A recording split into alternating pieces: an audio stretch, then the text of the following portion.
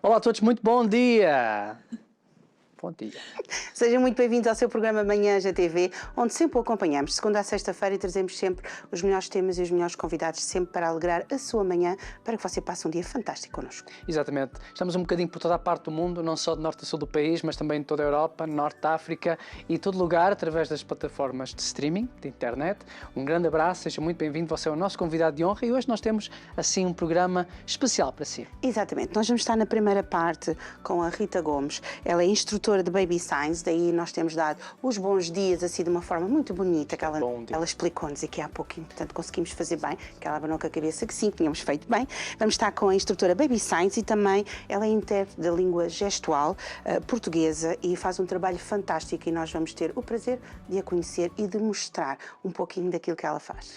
Isso na primeira parte. Na segunda nós vamos estar com o Fernando Bezerra, fundador da Argata Filmes, que já foi premiado por curtas-metragens, trabalha também com marketing digital. Vamos conhecer um bocadinho de todo o seu trabalho, todo o percurso, esta empresa profissional que vamos ter cá, que pode ser a solução para muitos dos seus problemas, na segunda parte do nosso programa, então você com certeza não vai querer perder. E nós voltamos já. Até já.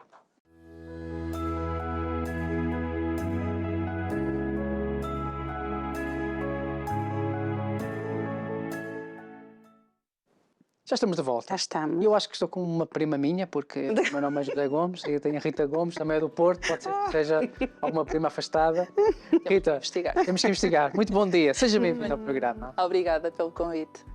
Tem uma profissão muito nobre, muito interessante. Obrigada. Esta área, esta parte da gestual, digamos assim, como é que começou esse bichinho desta área tão interessante? É curioso. Primeiro, este bocadinho que vamos estar aqui, vocês vão perceber que eu sou muito expressiva na minha forma de comunicar, mas sempre fui assim desde pequenina. Então, enquanto criança ainda, eu tenho 2 irmãos e colocava os desenhos animados deles com a menina no quadradinho da televisão, não é? A fazer o gesto e depois copiava e ia para a beira da minha família dizer como é que era, por exemplo, Pai Natal ou como é que era Rena. E ficava toda contente por aprender o gesto. Isto começou logo de muito cedinho, enquanto criança, mas depois, segundo a minha mãe, eu nunca mais mostrei o gosto pela área até chegar à altura de concorrer à universidade e na candidatura achei interessante o curso na ESE do Porto de Interpretação e Tradução em Língua Gestual Portuguesa e pronto, concorri e tornei-me intérprete na Língua Gestual Portuguesa. Quais é que são assim os desafios mais comuns do dia-a-dia que Baby Signs e Língua Gestual Portuguesa podem nos ajudar? Então, a língua gestual, eu acredito que todos nós temos direito a comunicar, independentemente se eu estou na fila do supermercado, numa caixa do banco, em qualquer sítio que seja. Todos nós temos de ter acesso à comunicação, acesso àquilo que está a acontecer ao nosso redor. E quando temos alguma questão que o impede de acedermos através, por exemplo, da audição, que é o caso da pessoa surda, é através da língua gestual que essa pessoa tem acesso. Ou então através de legendas, por exemplo, quando é algo, por exemplo, na televisão ou no YouTube, e temos sempre esse cuidado para aceder a toda a gente. Toda a informação que eu partilho que chegue realmente a toda a gente. O que acontece com a língua gestual é que foi criada e desenvolvida pela comunidade surda e está muito vinculada à comunidade surda, mas cada vez mais há outras pessoas a necessitar de comunicar e que não conseguem comunicar de forma oral, então a língua gestual entra aqui como um auxiliar, uma ferramenta para chegarmos aqui à comunicação e o Baby Signs também é, como tal, uma ferramenta mais para os bebés. Os gestos é uma coisa que nós usamos muito, principalmente para aquelas pessoas que são muito expressivas, eu também gosto muito de falar com as mãos, mas geralmente nós usamos os gestos para grande parte do nosso dia. Muitas vezes nós falamos com os gestos. Não são exatamente muitas vezes os gestos adequados, neste caso, para a língua gestual, mas o que é que a fascina na língua gestual? A possibilidade de comunicação. Acho que foi sempre isso que me apaixonou. Eu não trabalho como intérprete a tempo inteiro, nunca o trabalhei e depois mesmo da licenciatura fui fazendo alguns trabalhos de tradução, interpretação, mas também trabalhei na recepção, atendimento ao público. E por muitas vezes que aconteceu de chegar uma pessoa surda para atender, não é? Eu trabalhava no contexto hospitalar e eu recebia-o, conseguia comunicar com a língua gestual, mas depois ele ia para o gabinete e o médico não sabia comunicar. Ou pagava uma intérprete para ir com ele, ou tem alguém na família que consegue fazer ali a ajuda, não é, da tradução, ou então essa pessoa fica sem acesso total à informação. Por muito que eu possa escrever, que eu possa fazer outras coisas, que é a realidade, ajuda a desenrascar, não é? Como o típico português faz sempre. Mas a realidade é que não tem acesso direto à informação como nós temos quando chegamos à beira do médico e falamos diretamente, por exemplo, no caso hospitalar com o médico. E é esse fascínio da comunicação e do acesso que foi crescendo aqui em mim, ou seja, em trabalhos de tradução e interpretação, depois mesmo na parte da comunicação com o outro, nos trabalhos que fui fazendo de atendimento ao público. Mais tarde, no meu último trabalho, foi na área da saúde mental, não é? E ver várias crianças com autismo e outras patologias que não conseguiam comunicar com os próprios pais, não conseguiam pedir água. Para mim, aquilo, não, mas porquê é que não lhe ensinam gestos? Porquê é que não estamos a passar uma língua que também é nossa, além do português, nós também temos a língua gestual portuguesa, também é cá reconhecida em Portugal, porquê é que não passam gestos a estas crianças? Porque é que não se ensina? Ok, há gestos que são um bocadinho difíceis, existe uma parte motora mais desenvolvida, mas porque é que isto não é feito? Perdão-me, porque às vezes ficamos com a ideia, se calhar é uma ideia errada, que só quem é surdo é que tem que aprender esta língua. Tem que aprender, exatamente. Normalmente a língua gestual está sempre, quando nós falamos em língua gestual, pensamos sempre comunidade surda, a pessoa surda, e está sempre vinculada a ela. Mas a realidade é que, eu costumo dar o exemplo, eu posso tirar 2 dentes, não conseguir falar durante um dia ou 2 e precisar de comunicar com quem está à minha volta em casa. Exato. Então, e como esta situação, muitas outras, nós com a idade temos tendência a perder a nossa audição. Ou seja, algum dia nós podemos vir a precisar da língua gestual para comunicar, mesmo que não seja por sermos surdos ou por outra razão qualquer neste momento, mas um dia mais tarde podemos vir a precisar. Então, acho que é sempre um facilitador. E, como eu estava a dizer, foi mesmo na sequência do facilitador, não é? Da ferramenta que, pronto, comecei a procurar na internet o que é que existia, relacionado aqui com gesto e crianças, e foi aí que o Baby Science surgiu na minha vida. Quantos anos está na área já? Na língua gestual, eu já sou licenciada desde 2016. No Baby Science estou desde há um ano, faz agora em janeiro 1 ano que sou instrutora do Baby Science Portugal, mas gostei tão pouquinho que me dediquei a isto a tempo inteiro, não é? Então acho que encontrei finalmente a minha paixão de verdade. Ao longo de toda esta experiência que você já tem, há assim um momento que foi especial e que lhe marcou em todo este trabalho que você faz, assim, aquele momento que você, quando olha, diz: este foi para mim o melhor momento da minha vida no trabalho que eu faço? Olha, eu posso partilhar 2 situações. Não consigo escolher. Você é Gomes, eu deixo. Ok, só por ser Gomes. Obrigada. Então, uma foi diretamente comigo, ou seja, antes de eu começar a fazer workshops para pais e para profissionais, eu também quis experimentar o programa, não é? Porque nós vemos acontecer nos outros, mas também queremos testar sempre nós. Eu acho que qualquer um de nós tem sempre este sentimento de testarmos em nós próprios. Eu ainda não sou mamã, então testei na minha sobrinha. Ela já tinha mais de 1 ano, quando eu comecei gestos com ela. E estávamos a brincar com estes cartõezinhos, ela ia mostrando um cartão, eu ia fazendo o gesto no chão da minha sala, a brincar, simplesmente a brincar, até que ela me mostra o cartãozinho do coração, não é? Do amor, e eu faço o gesto do amor e digo que gosto muito dela. E gosto de verdade. E ela reage ao gesto e faz-me também o gesto de gostar, não é? Claro que aquilo para mim derreteu-me, tornou-me a pessoa apaixonada que eu sou hoje por isso, porque percebi que ela comunicou comigo, ela disse que gostava de mim sem falar ainda, com um pouco mais de 1 ano, ela conseguiu dizer-me que gosta de mim. Mais maravilhoso foi de seguida eu dizer: olha, vamos dizer à mãe que gostamos da mãe, vamos dizer ao pai. Ela sai disparada pela sala para a cozinha e diz aos pais que gosta deles através de gestos. Então foi um fascínio. Pronto, acho que foi um dos meus melhores momentos aqui no Baby Science. E outro grande momento que até hoje guardo também no coração, essa mãe, uma mãe que fez um workshop comigo em online, não é? Então no online há sempre uma distância, claro que nós tentamos sempre evitar, mas há sempre alguma distância. Uma mãe de uma criança com autismo, 4 anos, em que nunca houve comunicação naquela casa, nunca houve possibilidade de a mãe perceber o próprio bebê. Ele ia mudar de terapeuta da fala, e a nova terapeuta da fala falou-lhe da ferramenta do Baby Science Portugal e para ela pensar em fazer um workshop. Começamos o workshop, eu a perguntar que idade tem o nosso bebê, o nosso filhote, então, e a mãe chorar desalmadamente porque vê no Baby Science a única possibilidade de comunicação. Na altura foi um bocadinho difícil para mim gerir, porque em online nós não conseguimos chegar ao outro da mesma forma como nós aqui no presencial, não é? Mas a realidade é que após 2 meses daquele workshop, eu tenho a mãe a dizer-me que ele tem mais de 6 gestos que já faz, já lhe consegue pedir leite, já lhe consegue dizer que quer mais alguma coisa ou que não quer mais. Uma criança com 4 anos, que até aos 4 anos, até ali, teve a impossibilidade de comunicação. Espetacular. Ou seja, é nisto que realmente me faz apaixonar, é nós darmos a possibilidade de um bebê de meses conseguir dizer aos pais que quer leite, por exemplo, que se passa alguma coisa, até mesmo alertar de situações de perigo. E também crianças mais crescidas que por alguma razão não conseguem oralizar e ter aqui uma ferramenta que é o gesto e que realmente funciona. Mas muitas vezes nós pensamos, é muito difícil aprender os gestos, é difícil. Não, a língua gestual, se vamos cumprir a língua gestual com a sintaxe, a gramática toda, acaba por ser uma estrutura muito difícil e para uma bebê, uma criança, era impossível de aplicar no imediato. Mas o Baby Signs não é isso que nós ensinamos. Nós ensinamos a língua em si, nós ensinamos gestos isolados do dia a dia. Eu ensino o gesto de leite, o gesto de quente, o gesto de dói-dói, o gesto de mamar, o gesto de papá, ou seja, gestos soltos das rotinas, das coisas que eles têm por perto no dia a dia, que podem ser importantes para eles utilizarem no dia a dia, seja para pedir alguma coisa que querem comer, seja para dizer o que sentem, no caso, por exemplo, da minha sobrinha, seja para alertar alguma situação de perigo. Tudo aquilo que eles precisam, eles terem essa possibilidade de comunicar. Claro que dependendo da idade da criança, vamos sempre estipulando quantos gestos é que vamos inserir, como é que eu insiro mais, como é que eu percebo que ele já adquiriu aquele gesto ou não, e tudo isso é esse passo a passo, não é? É explicado depois nos workshops e dedicado a cada família para que possam fazer diariamente no seu dia-a-dia. É interessante que aqui com o Baby Signs ele parece ser muito versátil às necessidades de cada criança, porque há crianças com necessidades diferentes e condições diferentes. Exatamente. Vocês conseguem fazer tudo de forma adaptada a ela e à família. Sim, exatamente. Espetacular.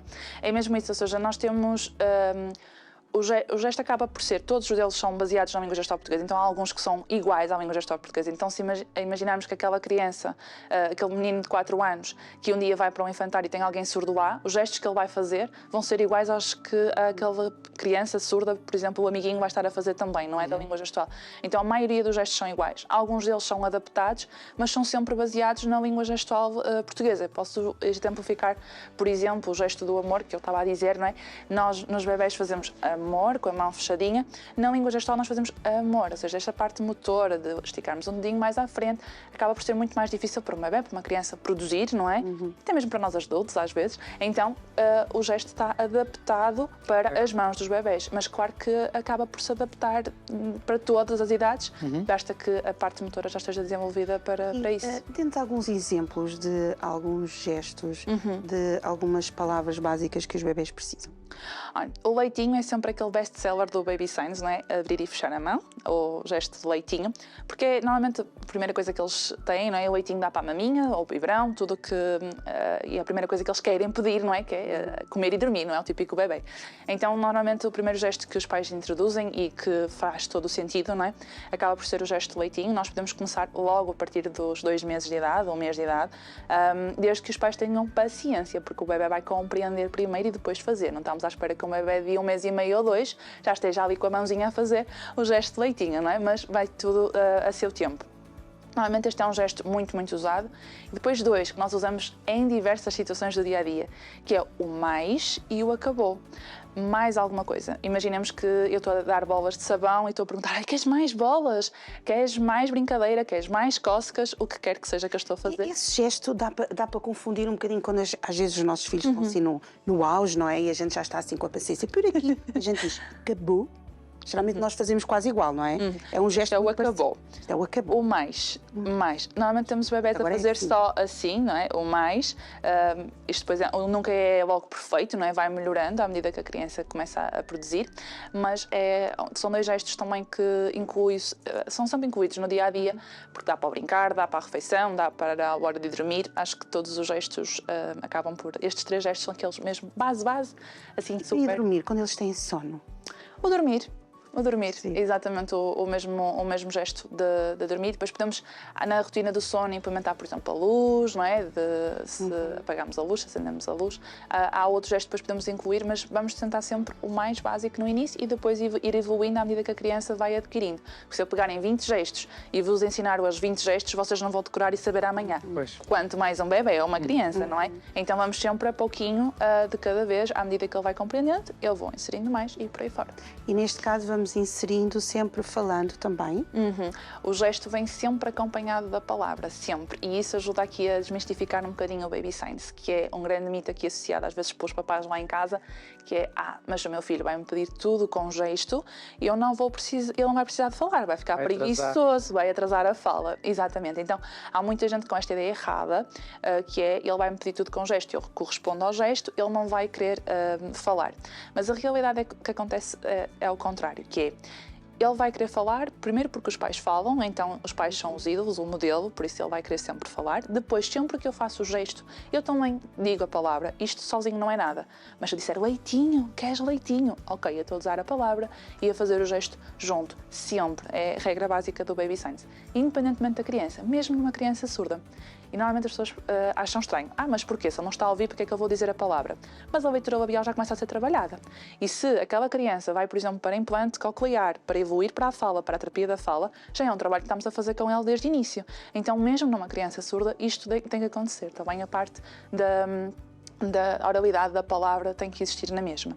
E depois, além disso, se nós pensarmos que, quando estamos a falar de acordo com os interesses do bebê, tudo o que eu disser sobre aquilo, ele quer falar. Eu costumo dar um exemplo de, imaginamos que temos aqui um bebê e aqui está um gato à beira do bebê. E lá ao fundo está um cão e o cão está aos saltos, às piruetas. O mais normal era eu, como estava aqui o gato perto do bebê, eu falar sobre o gato. Olha, o gato é branquinho, é muito fofinho, é meiguinho. Mas para aquele bebê o interesse pode estar no cão lá ao longe, porque o cão está a ser super engraçado, porque está ali aos saltos. Tudo o que eu falar, se ele me fizer o gesto de cão, eu vou saber que ele quer falar sobre o cão e não sobre o gato. Tudo o que eu falar sobre o cão, acompanhar com o gesto e a palavra, vai ser muito mais rapidamente aprendido por este bebê do que se eu falasse sobre o gato, porque ele não tem interesse nenhum sobre o gato. Então eu vou focar no interesse da criança. Eu é que me estou a adaptar à criança, eu é que sou o adulto na realidade, não é? Então somos nós que nos estamos a adaptar, estamos a falar de acordo com os interesses dele e ele vai captar e aprender muito mais do que se eu estivesse a falar de outro assunto qualquer que ele não tivesse. Quais são as dificuldades que os pais muitas vezes apresentam quando chegam para ter consigo? Para iniciar o workshop?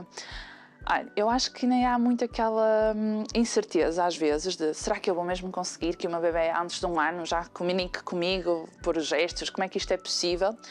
Também acho que às vezes os pais estão muito subcarregados, com muita informação, muita coisa em cima deles, muita crítica também, porque faz assim está errado, porque faz assim também está errado. Então acho que chega a uma altura às vezes de cansaço extremo, que é, eu agora ter que me dedicar, eu sei que se calhar eu até sei que pode-se beneficiar com aquilo, mas vou ter mais trabalho e às vezes eu tenho que tirar um bocadinho essas ideias. Olha, não vais ter trabalho porque não vais sentar o teu bebê e dizer, olha, agora vais sentar aqui e aprender gestos comigo. Isto não vai acontecer. Nós vamos fazendo no dia a dia, quando dá, conforme dá. Hoje tenho mais tempo, vou estar mais tempo a fazer o gesto. Amanhã não tenho tanto tempo, faço só eu, não faço com o bebê tanto tempo, mas faço na mesma para ele ir vendo e repetindo na mesma o gesto. Então, tirar aqui estes mitos, estas confusões que às vezes se criam, porque também acredito, eu não sou, não posso falar de experiência própria, mas por aquilo que vou vendo à minha volta e pelos pais que vou acompanhando, às vezes é mesmo muito difícil corresponder a tudo. E acho que somos cada vez mais exigentes, às vezes mesmo a sociedade acaba por ser um bocadinho exigente com quem é pai, com quem é mãe, porque deixas 6 horas na creche, porque deixas 3 horas na creche. Às vezes os pais não têm a mesma outra opção, não é?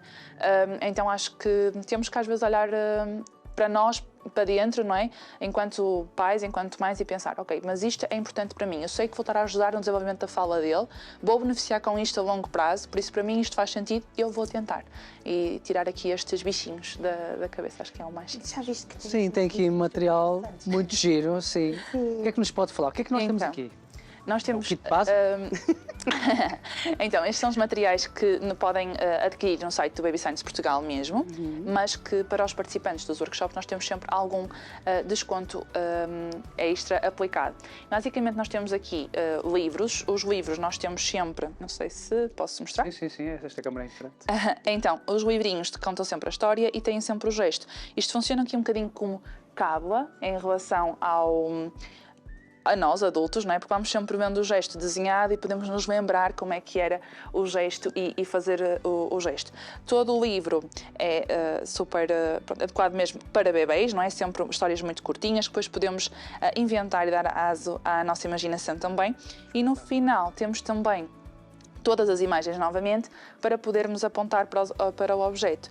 Porque, como eu disse, a palavra e o gesto vêm sempre junto, mas quando nós podemos juntar aqui o objeto, apontarmos para o objeto, a imagem visual, eu costumo dizer nos meus workshops que é um triângulo amoroso perfeito. Gesto, palavra e objeto. Porque a realidade, quando para nós adquirirmos um conceito, pensarmos que para adquirir uma palavra em inglês, por exemplo, se eu associar a imagem, eu vou conseguir adquirir muito mais rapidamente aquele conceito, não é? Então, sempre que temos a possibilidade de apontar para o objeto, isto ajuda na aprendizagem do gesto e daí temos aqui os nossos livrinhos dessa forma, assim como os cartões, que de um lado têm o gesto e de outro lado têm a imagem também para que o bebê possa ver e associar a imagem. Olha, este foi o exemplo, acabou. Acabou. Da água, acabou a água. Sim. O guia, o nosso desdobrável, normalmente é aquele mais utilizado pelos papás. Pela razão de ter aqui 72 gestos desenhados que dá para consulta rápida, ou seja, nós do final do workshop, além de os pais ficarem sempre com acesso a nós, instrutoras, no caso, fazendo comigo o workshop, têm sempre contacto direto comigo, por mensagem, WhatsApp, e-mail, como preferirem, para tirarem todas as suas dúvidas, porque as dúvidas vêm na prática, não é durante o workshop, então precisam desse acompanhamento depois, mas também um vídeo adicionário com mais de 100 gestos em que os pais podem estar a praticar e ver outros gestos além daqueles que são ensinados no workshop, não é? Porque no workshop nós aprendemos ali 16, mínimos, mais de um bocadinho, normalmente. Qual é o tempo de duração, mais ou menos, do workshop? O workshop pais é 1h30. Normalmente aprendemos sempre como implementar, como praticar, quando começar, que gestos é que eu vou começar, como é que eu avanço para mais, e 16 gestos são os mínimos garantidos. Eu normalmente empolgo-me aqui um bocadinho, né, porque tenho a língua gestual por trás, então gosto bastante de passar mais e normalmente tem sempre aqui mais gestos que passo no workshop e esse vídeo adicionário que as pessoas depois têm então acesso. Mais de 100 gestos em vídeo. Aqui eles têm 72 em desenho que podem ter ali por casa, até colado na porta do frigorífico e poderem consultar sempre que precisarem, até assim como um lembrete, não é? De que podem utilizar o gesto. Você também trata da parte da língua gestual portuguesa, na parte das traduções, não é? Faço alguns trabalhos, sim. Essa parte também é bastante interessante.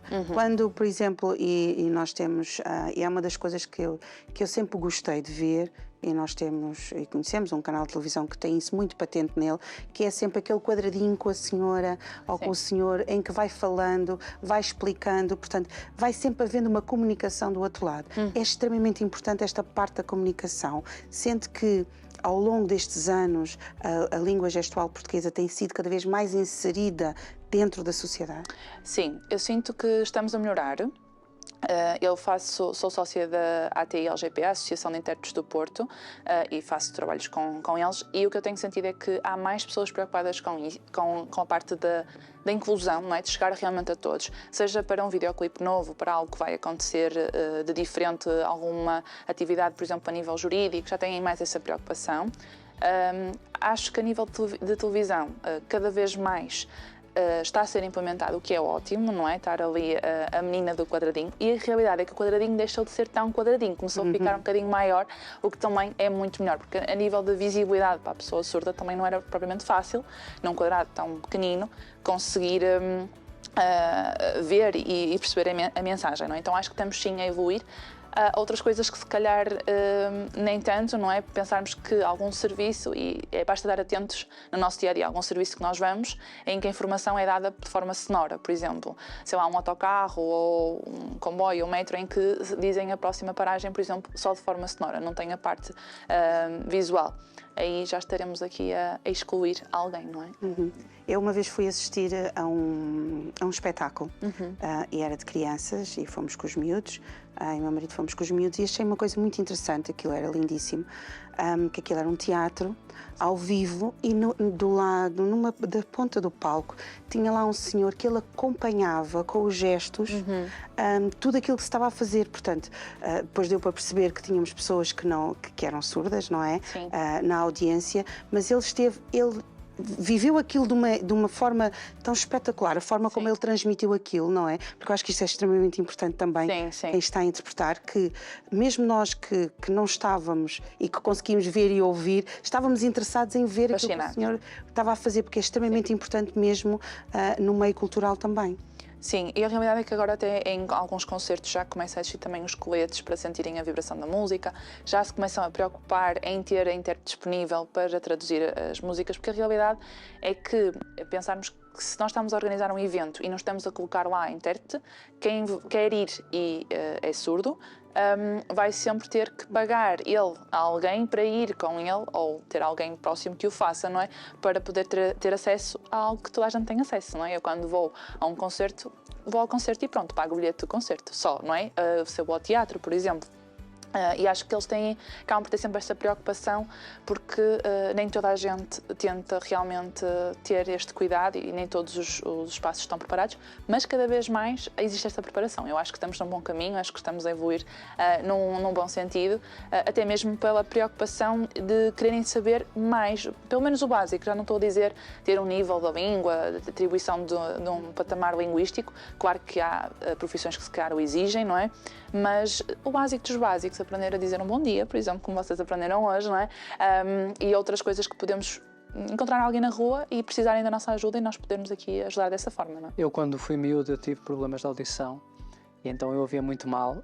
Chegou um certo momento em que eu começava a ouvir muito mal a minha mãe e a professora. Então é engraçado que a professora virava-se para a frente, ou seja, não tinha o quadro atrás, escrevia-se, mas só começava a falar quando virava-se para a turma, porque ela sabia que eu lhe conseguia ler os lábios. Exatamente. Ou seja, nós temos mesmo sede de estar ligados. Basta ver pelas máscaras, agora na altura de Covid, não é? Todos nós parecia que começámos a ouvir um bocadinho mal, porque a realidade, o facto de nós colocarmos algo a tapar a zona da boca, não é? Que nós todos fazemos um bocadinho leitura labial, mesmo ouvindo, acabamos por fazer sem pensar, e a realidade é que com uma máscara à frente torna tudo muito mais difícil, não é? Nós às vezes começávamos a chegar-nos mais perto da pessoa, a tentar ouvir melhor, mas a realidade é que estávamos a ouvir, só que faltávamos aqui esta parte de vermos, não é? A parte da leitura labial. Engraçado que o nosso próximo convidado também fala acerca de passar bem uma mensagem, não é? Está tudo ligado hoje. Está tudo bem ligado, foi tudo bem planeado. Como é que eu posso dizer foi um prazer? Como é que Gostei muito. Gostei muito? Gostei muito. Gostei muito, sim. Ok. Então, olha, foi um prazer. Muito obrigada eu. Obrigado nós. Obrigada. E se quiserem entrar em contato consigo, como é que o podem fazer? Eu neste momento tenho as minhas redes sociais, não é? ritagomes.babysigns, em que partilho muita informação do Baby Signs, alguma também da área da língua gestual, não é? Na área da interpretação, eu faço os trabalhos todos a partir, a maioria, através da Associação de Intérpretes do Porto, então, mas nas minhas redes sociais têm o meu contacto também direto, se quiserem alguma informação. Ok. Rita, muito obrigado por ter vindo, desejamos muito sucesso. Obrigada. E sempre que quiser vir ao Manhãs na TV, as portas estão abertas, está bem? Obrigada. Foi um prazer. Obrigada. Então, tu gostaste? Eu gostei. Eu gostei muito. Então, você já sabe que esta entrevista vai estar disponível dentro de umas semanas no YouTube. A entrevista completa para você rever e partilhar. Então, nós agora, daqui a bocadinho, vamos receber o nosso segundo convidado. Vamos, sim, senhora. Vamos estar à conversa com o Fernando Bezerra, que nos vai falar acerca do Argata Filmes. Nós voltamos já. Até já.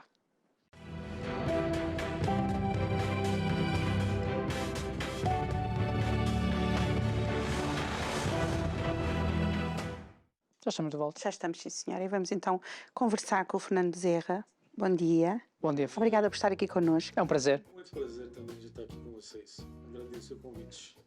E nós vamos falar acerca da Agartha Filmes. O nome é Agartha, Sim, certo? Agartha.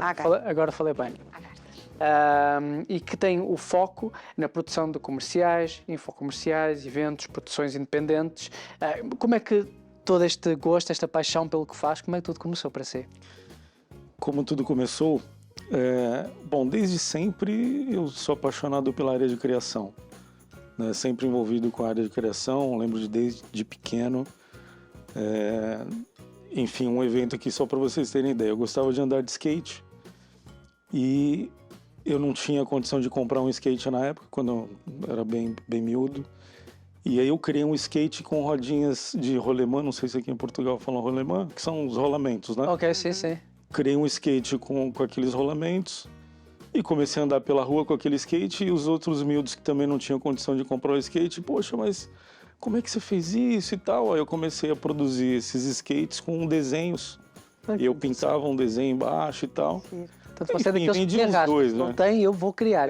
Criei, fiz isso e fazia mesmo, andava pela rua e tentava fazer as manobras e tal. Que espetáculo. Então, na verdade, era o conceito do carrinho de rolemã que a gente usava, eu transformei num skate. Então, eu sempre gostei da criação, é pegar algo que não existe e transformar em realidade. Ok.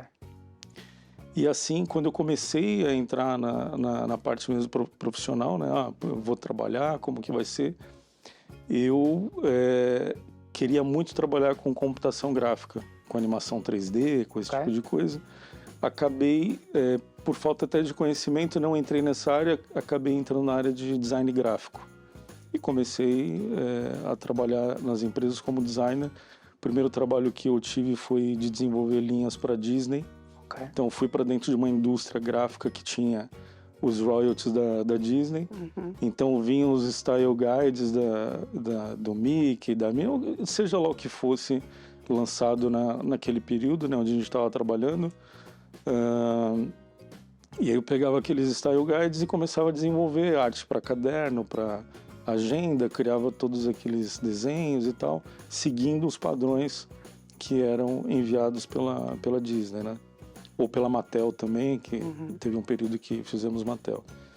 E pronto, então minha carreira começou por aí, e aí essa carreira dentro da indústria gráfica seguiu, e até que chegou num determinado ponto, resumindo bem a história, eu fui criar a minha própria agência um estúdio de criação, né, na verdade. Então sempre estive envolvido com o departamento de marketing, criação de produto, campanha. E criei a minha agência, fiquei um período produzindo, sempre focado em material gráfico, né? Criação de campanhas, folhetos, catálogos, embalagens. Eu me lembro de chegar à embalagem da Tramontina, não sei se a Tramontina é conhecida aqui, mas enfim, 5, 6 panelas e eu ficar ali quebrando a cabeça qual desenho, qual faca que eu criaria para poder criar uma embalagem que encaixasse todas aquelas panelas. Antes ainda de criar a imagem que ia fora, eu ainda imaginava como que eu poderia criar uma embalagem diferente para poder estar exposta na gôndola. Isso já com a carta? Não, ainda até chegar, ainda essa fase ainda de estar envolvido com a criação papel, né? Ok. E pronto, aí desenvolvi a embalagem, depois ia produzir fotos, por exemplo, trabalhei muitos anos com Black & Decker, aí eu vou produzir uma embalagem de um liquidificador, por exemplo. Ia até a feira, fazia compras, comprava as frutas e tal para fazer uma vitamina, ia para dentro do estúdio, montava toda aquela produção, aí vinha o fotógrafo, clicava, eu pegava aquilo, levava para dentro da gráfica, escaneava, aquele cromo na época, né? Hoje em dia é tudo digital, né? Você fotografa, já pega um cartão e coloca. Sim, mas antigo. Na época que eu passei por essa fase, eram cromos mesmo, né? Como se fosse um negativo.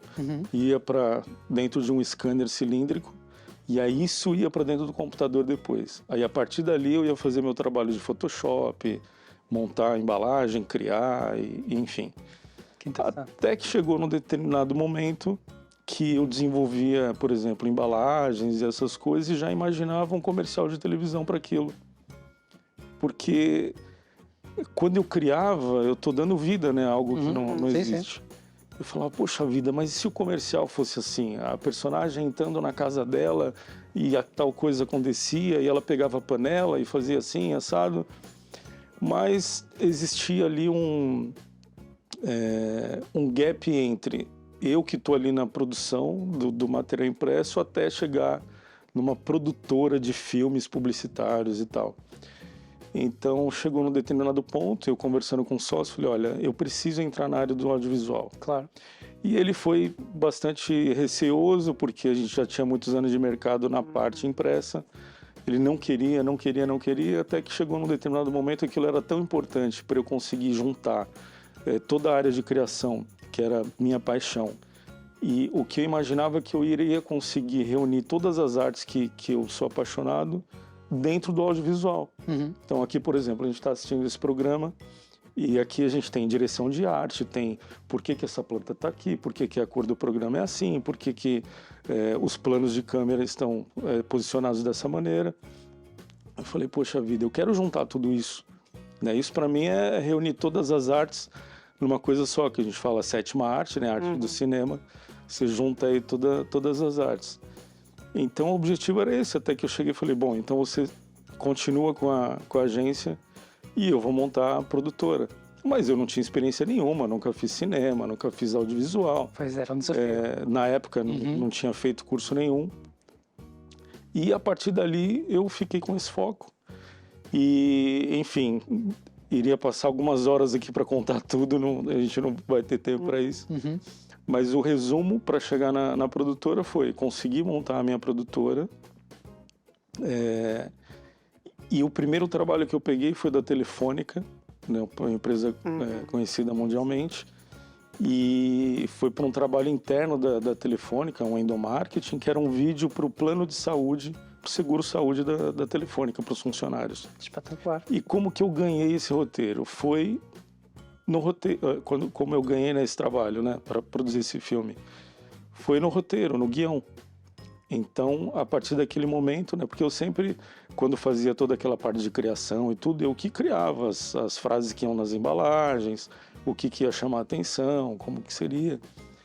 E a partir desse momento eu ganhei esse filme, uma concorrência, e foi o meu primeiro vídeo profissional, assim. Contratei os atores, que era o médico, eram os figurantes que entravam no consultório para poder quem iria assistir, né, que o foco é nos funcionários, para eles entenderem que eles podiam usar várias coisas daquele seguro-saúde que muitas vezes eles nem sabiam. E a partir daquele momento, eu falei, poxa, essa é a minha vida, eu gostei de fazer isso, gostei muito e vou fazer. Só que nesse período começaram a vir várias ideias de filmes mesmo, de ficção. Curtas-metragens. Curtas-metragens, personagens, e as coisas fluíam, assim, vinham na minha cabeça, assim, sabe, coisas do tipo, puxa, se eu criasse um personagem assim e tal. Até que eu falei, eu vou produzir um curta. E a história era um dia na vida de um motoboy, que é o courrier, o estafeta, né? São Paulo é uma cidade caótica, o trânsito é assim uma coisa realmente maluca. E eu vi os estafetas que vinham, né, buscar, trazer trabalhos e tal, e às vezes parava, conversava com um com o outro, e eu achei um tema muito interessante, era um drama, e eu escrevi esse drama chamado A Última Corrida. Convenci uma companhia de teatro a vir participar comigo, mostrei qual que era a minha ideia, aí esse diretor da companhia trouxe os atores, e assim, em conjunto, né, eu peguei tudo aquilo e falei, bom, vamos produzir esse curta. Todo mundo ficou empolgado.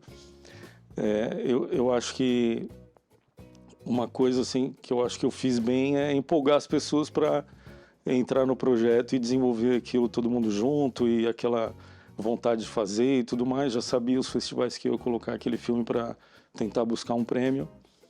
Assim foi feito, a gente produziu o filme. Foi para alguns festivais e eu ganhei um prêmio no festival.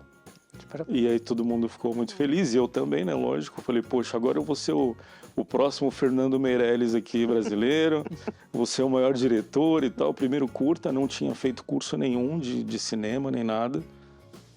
E foquei nisso e falei, bom, vou agora fazer o próximo curta. Aí eu criei uma história que era um assunto bem polêmico, assim, bem...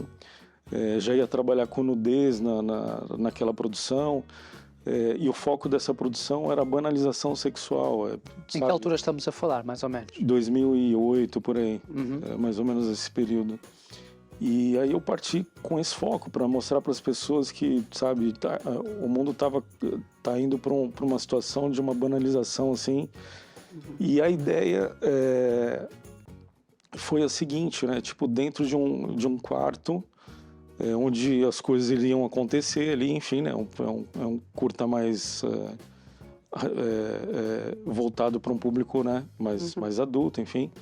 Naquele quarto eu mostrava o que estava acontecendo ali, claro que nada explícito, né? Lógico, mas eu mostrava o antes até chegar naquele quarto, no ato, e o depois daquilo. Então o foco do curta era esse. Uma situação a pessoa acabou de conhecer a outra numa balada e de repente já estão ali. E eu mostrava antes, ou seja, como que eles chegaram e o que aconteceu depois. A garota engravidou, foi tentar fazer um aborto e acabou fatalmente morrendo. Enfim, foi bem dramático. Bem dramático mesmo, trabalhei bastante isso. Foi interessante, todo mundo gostou muito de trabalhar, né, com isso. Os atores adoraram, tudo foi um trabalho bem legal. Sobretudo essa nuance de não deixar algo muito explícito, né? Então foi muita arte, muita sugestão do que estava acontecendo, nada muito explícito. E aí o que aconteceu? Mandei para festivais e tudo, mas são temas muito... como é que eu posso dizer? São polêmicos, né? Sim, então exato. Muita gente fala, não, mas não é bem assim, não, você acabou puxando muito, entendeu? E tal. Não ganhei nenhum prêmio, mas foi assim, algo que eu gostei bastante de fazer também. E um terceiro curta, e tudo isso eu estou falando no período de 1 ano, eu produzi assim, fui na sequência, produzindo, terminava um, já começava outra ideia e fui produzindo. Isto enquanto também realizava, ou seja, Pagava de anúncios comerciais, também fazia isso ao mesmo tempo? Enquanto eu pagava as contas, né? Porque senão também... Sim. Então, justamente no meio de tudo isso, né? Produzia, né, os comerciais e comecei a pegar muitos programas independentes nesse período. Então, por exemplo, uma marca, uma clínica odontológica, eu fechei para produzir os programas da clínica. Então, programas voltados para a saúde, né? Oral. Uhum. E eu fazia toda a direção e produção desses programas. E até que, né, no meio de tudo isso, aí eu fui produzir o terceiro curta, que é chamado A Lenda. Esse que eu acabei de falar é Consequências, o nome do filme. Okay. Não sei se eu falei, mas enfim. E A Lenda foi uma comédia, que eu ganhei um prêmio também. Então ganhei o prêmio num drama e ganhei o prêmio com uma comédia.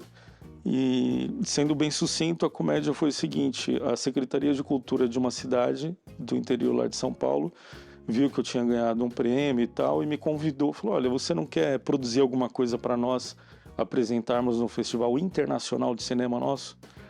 A gente queria alguma coisa falando da cidade. E essa cidade era conhecida pela produção de morangos, né, fruta, né, morangos. E lá eles têm um morro de onde saltam parapentes, paragliders, asa deltas, enfim. E tem essas características. Eu falei, poxa vida, interessante. E até que eu descobri que existia um sapo, né, uma espécie de sapo que era endêmica daquela região. E eu pensei, poxa, eu nunca fiz um documentário, eu vou criar um documentário sobre essa espécie, porque é endêmico da região, vou falar da cidade, eu acho que é um negócio interessante. E aí eu fui até o Museu de História Natural dessa cidade e fui perguntar sobre o sapo. Quando eu cheguei lá no museu, fui perguntar do sapo, olha, o nome do sapo é sapoari. Desculpa, o troféu que eles davam nesse festival de cinema chamava-se troféu sapoari. E aí eu fui entender o porquê que era esse troféu, né? E era um sapo, né? O troféu e tudo. E aí me explicaram essa história que eu acabei de dizer, que era endêmico. Chegando no museu, olha, eu vim conhecer o sapoari. Não, mas a gente não tem o sapoari aqui, não tem essa espécie aqui, né? Não, mas, poxa, se é uma espécie endêmica da região, por que vocês não têm no Museu de História Natural? Não, é porque é uma pesquisa muito fechada. Quem está desenvolvendo essa pesquisa é um biólogo da Unicamp, né, uma universidade do interior, né, de São Paulo. E você não pode ter contato com esse sapo. Eu falei, não, mas poxa, tem alguma coisa estranha nisso.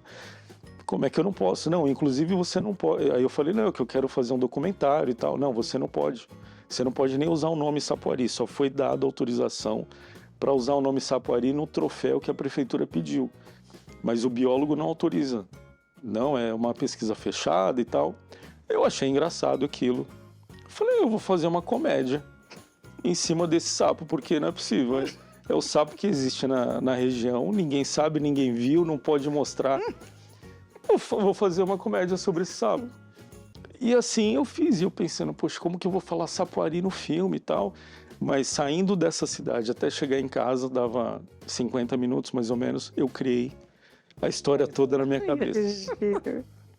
E a história eram vários personagens, várias narrativas, né, construindo essa história. E essas narrativas eram assim, eu já começo com um alquimista que descobre que naquela determinada região, no local de onde as pessoas saltavam com homens alados saltavam pelos ares, pelos céus, e onde os seus frutos são rubros como sangue, tipo os morangos e tal, vai acontecer em tal dia, tal data, um evento onde você poderá transformar o chumbo em ouro. Isso era a narrativa do alquimista. Aí tem um japonês que vai num centro de candomblé, de tal, e ele quer saber como que ele amplia a produção de morangos dele. Aí o pai de santo fala para ele, você tem que subir lá no topo do morro e tem que jogar 7 moranguinhos de costas, né, de lá de cima para poder tal coisa.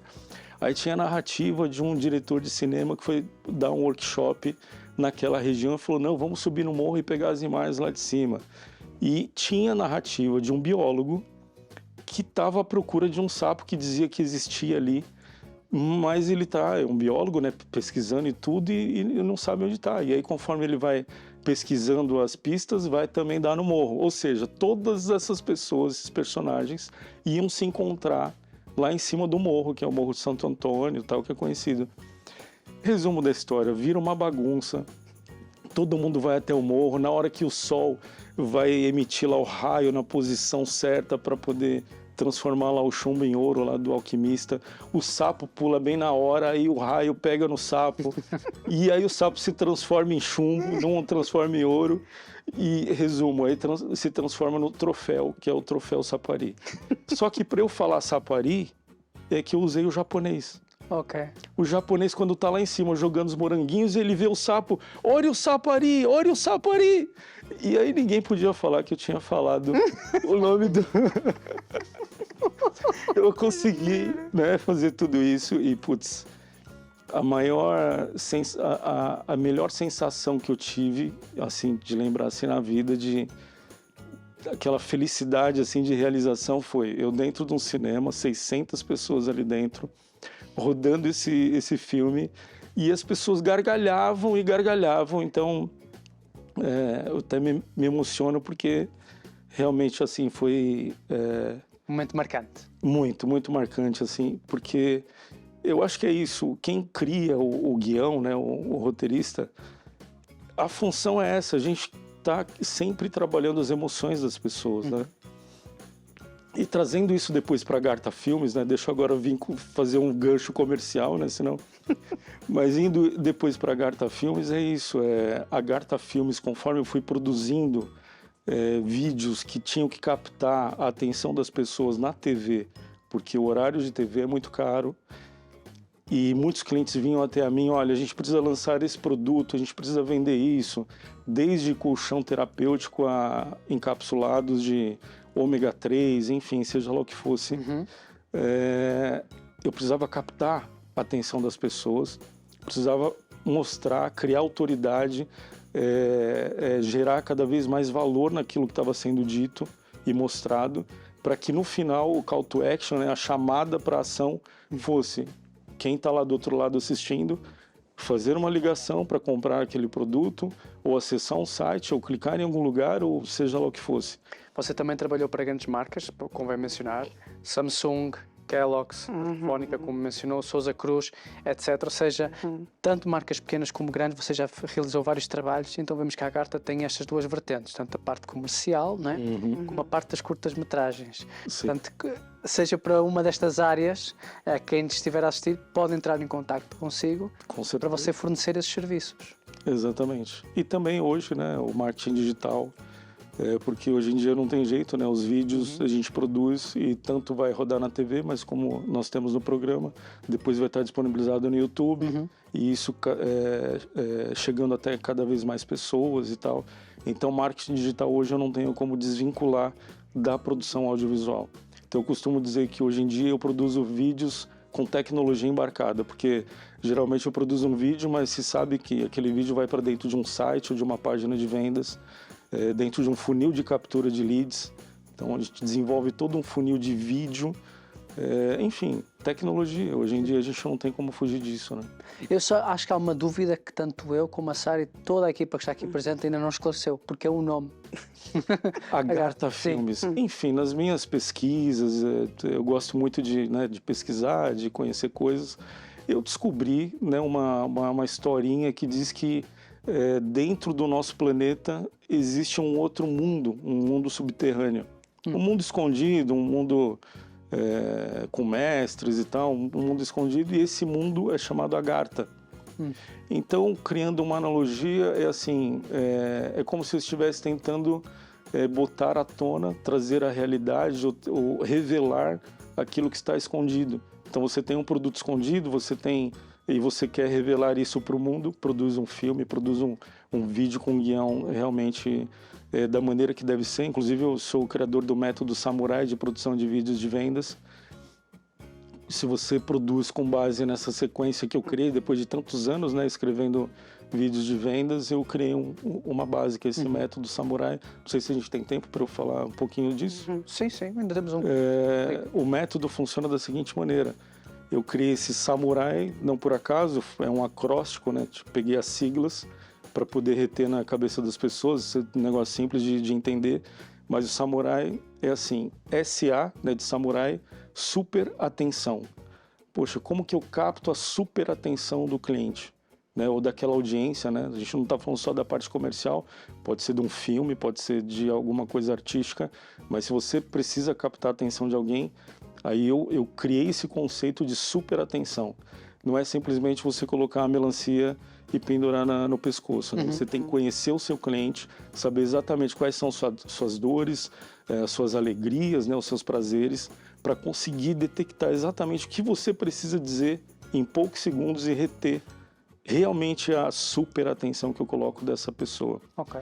Dentro da minha experiência, eu entendo que depois que você conseguiu falar, opa, peraí, eu tô aqui, e você falou, no meio de tantas informações que tem, tanto na televisão, na internet, enfim, no dia a dia, se você conseguiu segurar a atenção daquela pessoa, agora é o momento de você mostrar para ela o seguinte: todos nós, seres humanos, a gente tem Se calhar resumir só mais um bocadinho, porque só temos 2 minutos. 2 minutos? Tá bem.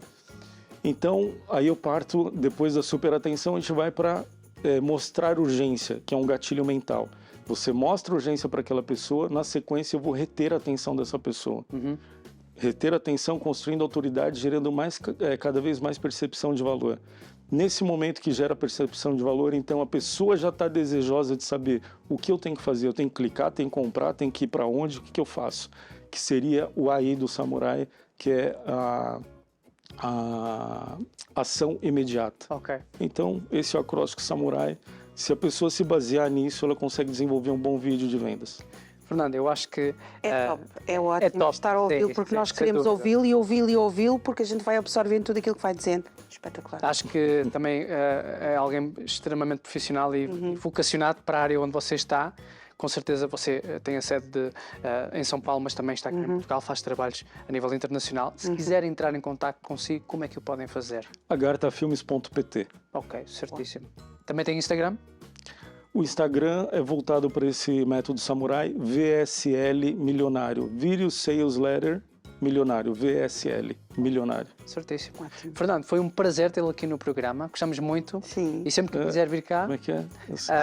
gostei muito. A nossa colega anterior, né, da entrevista, prazer. gostei muito. Muito obrigado e desejamos muito sucesso para a Agartha. Agradeço. Muito obrigado por estar aqui com vocês. Foi um programa à maneira, nós Estamos prometemos com e cumprimos, chave. trazemos sempre convidados Exato. especiais e projetos e temas que você não pode perder aqui na Curiacos TV. E já sabe que nós contamos sempre com a sua presença no nosso próximo programa, novos temas, novos convidados, tudo, para que você tenha uma hora connosco fantástica. Quem é que será o próximo convidado, Sara? Você tem que esperar para ver. Nós temos as informações, mas não podemos revelar agora. Nada. Fica atento à Curiacos e também ao nosso Instagram. Nós Exato. despedimos por aqui. Tenham o resto de um dia fantástico. Nós voltamos no próximo programa, à mesma hora. Tchau. Até lá. Tchau, tchau. Até lá.